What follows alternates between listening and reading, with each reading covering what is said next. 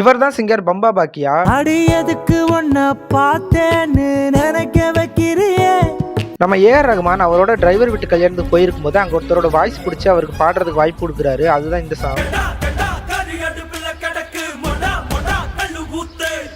இதுக்கப்புறமா ஏஆர் ரகுமான் அவரோட அடுத்தடுத்த படங்கள்ல இவருக்கு பாடுறதுக்காக வாய்ப்பு கொடுத்தாரு. அதுல ஃபர்ஸ்டா பாத்தீங்கன்னா 2.0 மூவில சிங்கர் பம்பா பாக்கியா இந்த சாங்கை ஹோல்சமா பாடி கொடுத்திருப்பாரு.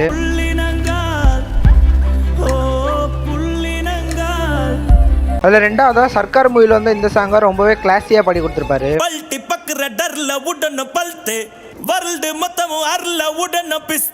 இதுல மூணாவதா பொன்னியின் செல்வன் மூவில வந்து இந்த சாங்கை தான் சிங்கர் பம்பா பாக்கியா அவர் கடைசியா பாடியிருப்பாரு.